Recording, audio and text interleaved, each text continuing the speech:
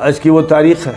نبی پاک علیہ السلام حضرت ام سلمہ کے گھر میں موجود تھے اور آرام کر رہے تھے، اس لیے بچوں کو دور رکھا گیا تھا. لیکن اچانک حضرت حسین کمرے میں پہنچ گئے تو حضور نے ان کو اپنے سے لپٹا لیا اور رونے لگے بے تحاشا. اتنی زور سے رونے لگے کہ ام سلمہ پریشان ہو گئی کہ حضور رو کیوں رہے. وہ کمرے میں گئی، کہا کہ حضور کیوں رو رہے ہیں؟ کہا کہ جبرائیل امین ابھی آئے اور یہ کہا کہ آپ کی اس نواسے کو آپ کی امت قتل کرے گی. اور یہ بتایا کہ وہ جگہ کربلا کی ہوگی. پھر مٹی لائے کہ یہ مٹی ہے نشانی، جس دن ان کی شہادت ہوگی یہ مٹی خون آلود ہو جائے گی. حضور نے وہ مٹی ام سلمہ کو دی، انہوں نے محفوظ رکھ لی. اور جس دن محرم کی 10 تاریخ کو جمعہ کا دن تھا یا سنیچر کا، 2 روایتیں ہیں. محرم کی 10 تاریخ کو سال 61 تھا ہجری کا. اس وقت حضرت حسین کی جب شہادت ہوئی تو حضرت ام سلمہ کا بیان ہے کہ وہ مٹی خون سے لت پت ہو گئی. اور اسی وقت حضرت عبداللہ ابن عباس کا بیان ہے، صحیح حدیث عبداللہ ابن عباس کی ہے کہ میں نے خواب میں دیکھا کہ نبی پاک علیہ الصلوۃ والسلام کا چہرہ انور گرد آلود ہے، بال بکھرے ہوئے ہیں جیسے کوئی عجیب سخت حالت میں ہے، اور ایک شیشی میں آپ خون اکٹھا کر رہے ہیں. میں حیران رہ گیا. میں نے کہا حضور یہ کیا کر رہے ہیں؟ کہا کہ میں حسین کا اور اس کے گھر کے لوگوں، میرے لاڈلے اور شہیدوں کا خون جمع کر رہا ہوں. میرے خاندان کے افراد کا خون بہایا ہے، میری امت کے ملعونوں نے، خدا ان پر لعنت بھیجے اور ہمیشہ کے لیے ملعون قرار دیا جائے. حضرت عبداللہ ابن عباس کہتے ہیں کہ پھر میں نے معلومات کی تو معلوم ہوا کہ وہی وقت تھا جب حسین شہید ہوئے تھے اور مجھے یہ خواب دکھا. تو کربلا کا جو واقعہ ہے وہ ایک بے انتہا المناک واقعہ ہے، شرمناک واقعہ ہے. اس واقعے کو دنیا بھر کے جو غیر مسلم ہیں جب پڑھتے ہیں، جب سنتے ہیں تو وہ حیران رہ جاتے ہیں. کسی نبی کی امت کے لوگ جو ان کا کلمہ پڑھتے ہوں وہ نبی کے خاندان کو ذبح کر دیں، یہ سوچ نہیں سکتا کوئی. یہ دنیا میں کسی نبی کے ماننے والوں نے نہیں کیا. لیکن اس امت کے مجرموں نے، خطا کاروں نے، جو اسلام کے دشمن تھے، نبی کے دشمن تھے، گستاخ رسول تھے، انہوں نے سب کچھ کیا. پہلے علی کے خلاف جنگ چھڑی، جن کے بارے میں نبی نے فرمایا تھا جو ان سے جنگ کرے گا وہ مجھ سے کرے گا، جو ان سے دشمنی رکھے گا مجھ سے رکھے گا، جو ان سے الگ ہوگا مجھ سے الگ ہوگا، جو انہیں برا کہے گا مجھے برا کرے گا. یہ ساری حدیثیں بیان کر دی تھی صحیح سندوں کے ساتھ، اور ہماری تمام کتابوں میں یہ حدیثیں موجود ہیں. لیکن بے غیرت مجرم وہ کہ جن کو بندر و سور بنا دیا گیا، ایسے خطا کار و مجرم ہیں کہ جنہیں شرم نہیں آتی، جو پھر ظالموں کا، نبی جس کو کہے کہ یہ جہنم کا داعی ہے، اور یہ کہے کہ اس کی حکومت ظالمانہ، اور یہ کہے کہ خدا اس کو کبھی اس کا پیٹ نہ بھرنے دے، اس کا دفاع کر کے شرم نہیں آتی مجرموں کو. اور اسی گھر میں جو لونڈا پلا، جس کو تمام مورخین و محدثین اور کبار علماء لکھ رہے ہیں کہ وہ بدماش تھا، وہ عیاش تھا، وہ زانی تھا، وہ شرابی تھا، وہ بے نمازی تھا، سب لکھ رہے ہیں. سب کے اقوال، بہت سو کے اقوال میں نے سنا دیے، دلائل کے ساتھ، حوالوں کے ساتھ پیش کر دیے. بہرحال کربلا میں کیا ہوا؟ کربلا میں نبی سے انتقام لیا گیا. کربلا میں خاندان نبی پاک علیہ الصلوۃ والسلام کو ختم کیا گیا. کربلا میں وہ عمل کیا گیا جو عمل دنیا میں کسی فرعون نے نہیں کیا. وہ عمل کیا گیا جس عمل کا اظہار یزید نے اس طرح کیا کہ وہ یہ کہتا رہا، شراب کو یزید نے حلال قرار تو دے ہی دیا تھا، اور یہ کہتا تھا کہ اگر دین محمد میں حرام ہے تو ہم تو دین عیسیٰ کے حوالے سے اس کو پئیں گے. اور اسی طرح اس نے کہا تھا، ابن زبارہ کا شعر پڑھ رہا تھا، وہ یہ کہتا تھا لست من جندب ان لم انتقم من بنی احمد ما کان فعل. احمد نے، نعوذ باللہ، یعنی حضرت احمد مجتبیٰ محمد مصطفیٰ صلی اللہ علیہ وسلم نے بدر میں ہمارے بڑوں کے ساتھ جو کچھ کیا، اگر آل احمد آل محمد سے میں اس کا بدلہ نہ لیتا تو میں جندب کی نسل سے نہ ہوتا. یہ تھا وہ خبیث اور مجرم جو دشمن اسلام، دشمن رسول، دشمن اہل بیت. اور یہ وہ حقائق ہیں جن حقائق کو ابن جریر بھی، ابن منذر بھی، ابن ابی حاتم بھی، حاکم نیشاپوری بھی اور طبرانی بھی مختلف حیثیتوں سے اور مختلف پہلوؤں سے ذکر کرتے ہیں کہ کیا کیا جرائم کیے گئے. بہرحال اب یہاں میں یہ بتا دوں کہ سن 56 میں ماہ رجب میں معاویہ نے جب حج کیا، مکے میں یزید کی ولی عہدی کا اعلان کیا، اس کا سیاسی مشورہ سیاسی مفاد کے لیے مغیرہ ابن شعبہ نے دیا تھا، اس کی بنیاد پر معاویہ نے مغیرہ کو کوفہ سے معزول کرنے کے بعد پھر گورنر بنا دیا۔ معاویہ نے مدینہ آ کر حضرت حسن، حضرت عبداللہ ابن زبیر، حضرت ابن عمر، حضرت عبد الرحمن ابن ابی بکر کو بلایا اور ان سے یزید کے بارے میں اتفاق لینا چاہا، لیکن انہوں نے اپنی جان بچائی اور پھر ان کو دھمکی دی گئی کہ اگر تم نے زبان کھولی میں اعلان کروں گا کہ وہ میرے بعد خلیفہ ہوگا، اور تم نے اگر زبان کھولی تو تمہاری گردنیں کاٹ دی جائیں گی، اس دھمکی کے ساتھ۔ اور حضرت حسین کو جس وقت یہ معلوم ہوا تھا کہ معاویہ دنیا سے چلا گیا، تو انہوں نے کہا تھا اظن طاغیتہم قد ہلک۔ یہ الفاظ ہے، محدثین و مورخین نے ان الفاظ کو محفوظ رکھا کہ میرا خیال یہ ہے کہ یہ جو اب نئی تحریک چل رہی ہے یزید کے سلسلے کی، میرا خیال ہے کہ ان کا جو طاغیہ تھا، طاغوت، وہ ہلاک ہو گیا ہے۔ بہرحال حضرت حسین سے جب یہ کوشش کی جانے لگی کہ یزید کی بیعت قبول کر لیں، تو ظاہر ہے کہ نہ حضرت حسین اس کے لیے تیار تھے، نہ عبداللہ ابن زبیر، اور جہاں تک تعلق ہے اور دیگر حضرات کا، انہوں نے بھی اپنی جان بچائی، لیکن جہاں تک حضرت حسین کا تعلق ہے وہ سید الشباب اہل الجنہ ہے، جنت میں داخلہ ان کے راستے سے ہوگا، وہی قائد ہے، وہی سید ہے، وہی امام ہے، اور نبی کا یہ بیان ہے کہ وہ جنت کے جوانوں کے سردار ہیں۔ ظاہر ہے کہ جنت کا کوئی تعلق یزید سے نہیں، وہ جہنم میں جانے والا مجرم اور اس کا ساتھ دینے والے، اس کی پولیس، اس کی فوج، اس کے اعوان و انصار، اس کا سیکریٹریٹ اور اس کے ملازمین، اور کوفہ میں اس کا گورنر اور ان کے ساتھ آنے والی فوج کے 4000 یا 12000 جتنے بھی افراد تھے، یہ سب ملعون تھے، ان پر لعنت واجب ہے، قرآن ان پر لعنت کرتا ہے، حدیثیں ان پر لعنت کرتی ہیں۔ اور امام احمد ابن حنبل سے ایک موقع پر پوچھا گیا، جب انہوں نے کہا کہ قرآن نے لعنت بھیجی، تو کہا کہ قرآن نے کہاں بھیجی؟ تو حضرت امام احمد بن حنبل نے وہ آیت پڑھی تھی، قال عسیتم ان تولیتم ان تفسدوا فی الارض وتقطعوا ارحامکم اولئک الذین لعنهم اللہ، کہ تمہارے ہاتھ میں اقتدار آ جائے گا تم رشتے کاٹ دو گے، فساد برپا کرو گے، ایسے لوگوں پر اللہ کی لعنت۔ تو امام احمد نے فرمایا کہ اللہ نے لعنت کی۔ اور اس کے بعد جب ان سے پوچھا گیا کیا یزید کی کوئی روایت لی جا سکتی، تو فرمایا کہ اس ذلیل کی روایت کی بات کرتے ہو؟ پوچھا گیا کیا آپ اس سے تعلق رکھتے ہیں یا محبت رکھ سکتے ہیں؟ فرمایا کہ کیا اللہ پر اور آخرت پر ایمان رکھنے والا یزید سے محبت کر سکتا ہے؟ وہ بے ایمان ہوگا، لادین، مجرم، طاغوتی انسان۔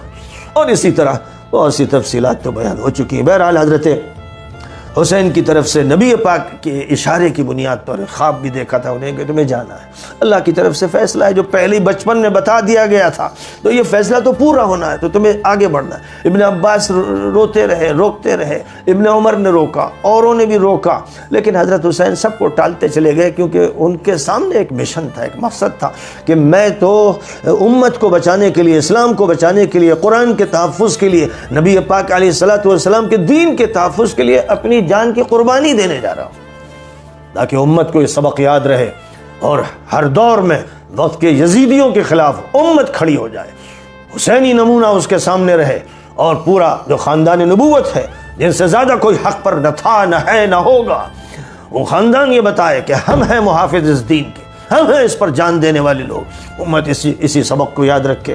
تو بہرحال حضرت امام حسین نے مسلم ابن عقیل کو بھیجا تھا کہ پہلے تحقیق کر لیں۔ اب جب وہ پہنچے تھے کوفہ تو 12000 اور بعض روایتوں میں 18000 لوگوں نے بیعت کی تھی، یعنی لوگ پوری طرح تیار تھے۔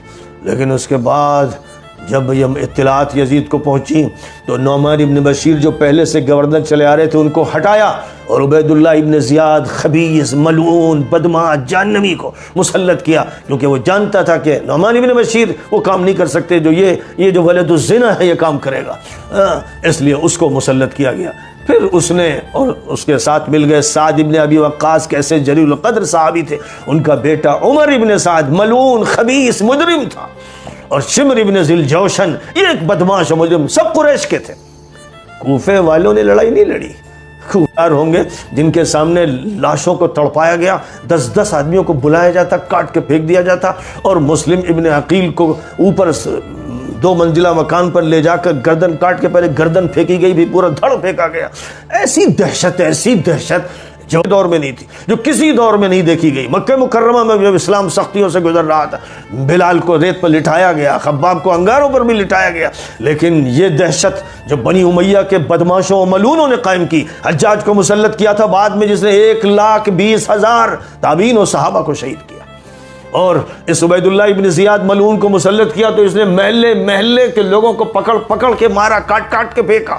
ایسی دہشت تاری کی، ظاہر ہے کہ جس آدمی کو یہ معلوم ہو کہ بس یہ کاٹ کے پھینک دے گا، پورا گھر تباہ کر دے گا، گھر کو اجڑوا دے گا، تو وہ ہمت نہیں کر سکتا۔ لہذا جن لوگوں نے بھی خطوط بھیجے تھے، جنہوں نے بلایا تھا، ان کی ہمتیں ٹوٹ گئیں، ان کے سامنے صرف خون تھا اور لاشیں تھیں۔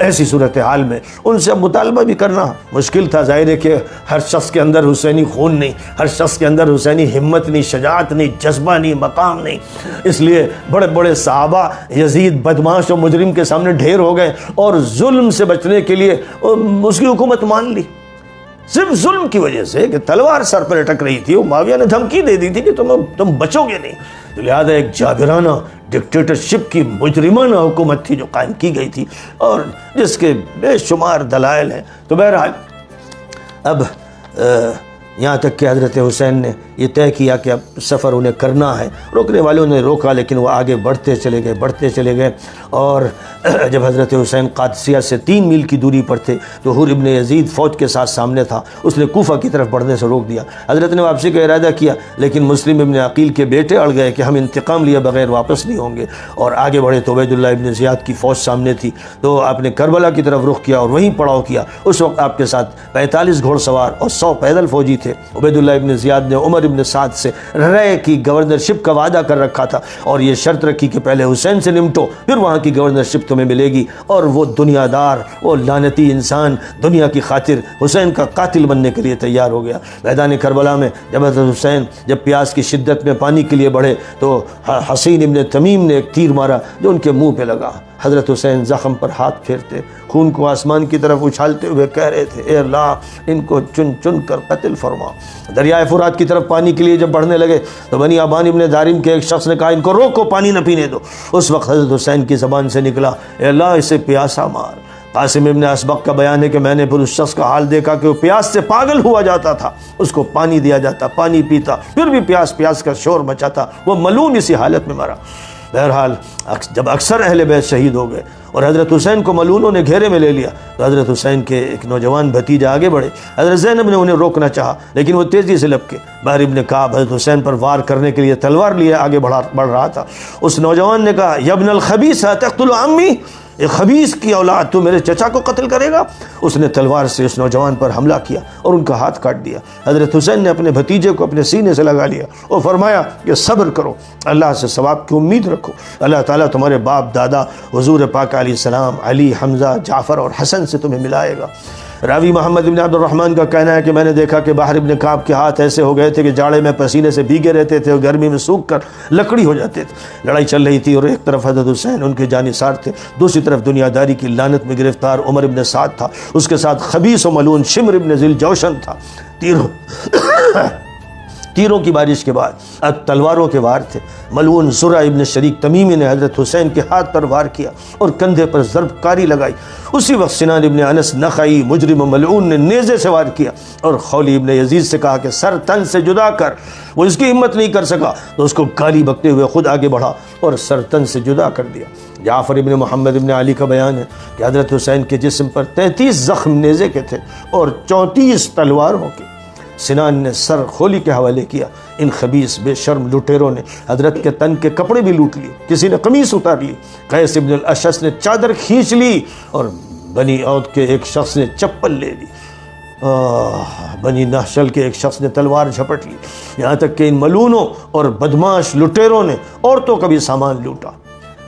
اب یہ جو فہرست ہے شہداء کربلا کی، اس میں حضرت سیدنا امام حسین ہے اور سیدنا عباس ابن علی، سیدنا عبداللہ ابن علی، سیدنا جعفر ابن علی، سیدنا عثمان ابن علی، سیدنا محمد ابن علی، سیدنا ابو بکر ابن علی، سیدنا علی ابن حسین، سیدنا عبداللہ ابن حسین، سیدنا ابو بکر ابن حسین، سیدنا عبداللہ ابن الحسن اور سیدنا القاسم ابن الحسن اور سیدنا عبداللہ ابن جعفر اور سیدنا محمد ابن عبداللہ ابن جعفر، سیدنا جعفر ابن عقیل، سیدنا عبد الرحمن ابن عقیل، سیدنا عبداللہ ابن عقیل اور سیدنا مسلم ابن عقیل اور سیدنا عبداللہ ابن مسلم ابن عقیل، سیدنا محمد ابن ابی سعید ابن عقیل، یہ سب وہ حضرات ہیں جنہوں نے جانوں کے نذرانے اس امت کی خاطر، اسلام کی خاطر، قرآن کی خاطر، نبی کی خاطر پیش کر دیے۔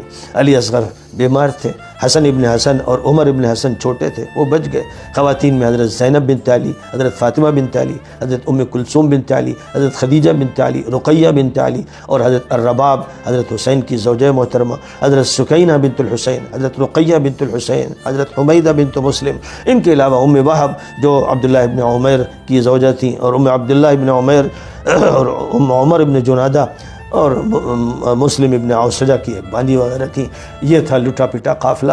اور دوسری طرف وہ ملعون تھے، وہ خبیث، وہ جہنمی، وہ اس امت کے لیے لعنت، یہ جن میں سر فہرست یزید تھا، عبید اللہ ابن زیاد تھا، اور شبر ابن ذی الجوشن، عمر ابن سعد، سنان ابن انس، خولی ابن یزید، زید ابن رقاد، حکیم ابن طفیل، ہانی ابن سبید، خولی ابن یزید، مزید کئی کا قاتل رہا وہ، اور مرہ ابن منقذ ابن نعمان، اور ہانی ابن سبید، اور عبداللہ ابن عقبہ، اور حرملہ ابن کاہن، اور عبداللہ ابن قطبہ، اور عامر ابن نحشل، اور بشر ابن حوط، اور عثمان ابن خالد، اور عمرو ابن صبیح، اور اسد ابن مالک، اور لقیط ابن یاسر۔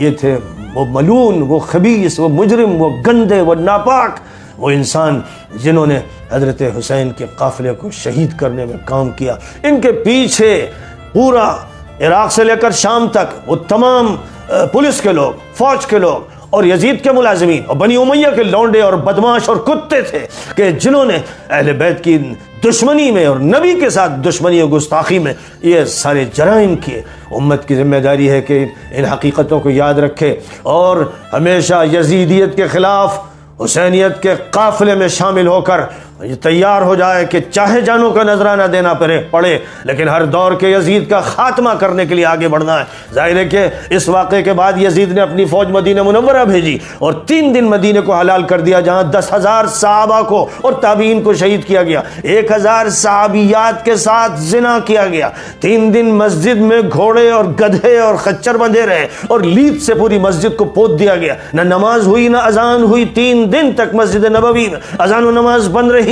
اور حضرت ابو سعید خدری کو پکڑ کر چہرے پر تماچے مار کے پوری داڑھی نوچ دی گئی۔ اور اسی طرح صحابہ کے ساتھ جو مظالم کیے اس کتے نے، اس بندر، اس سور نے، اور پھر مکہ مکرمہ کی طرف فوج بھیجی جہاں کعبے پر گولے چلائے گئے۔ عبداللہ ابن زبیر صحابی کے مقابلے میں کعبے پر گولے چلائے گئے، غلاف کعبہ جلا دیا، دیوار ایک ڈھا دی گئی، اور پوری مسجد حرام میں صرف گولے تھے، انگارے تھے اور لاشیں تھیں۔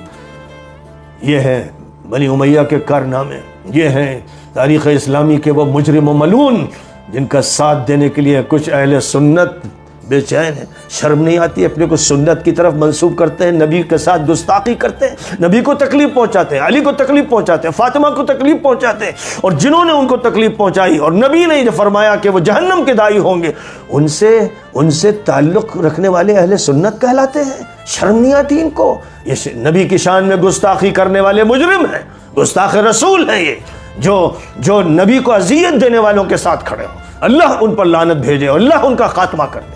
وآخر دعوانا ان الحمد للہ رب العالمین۔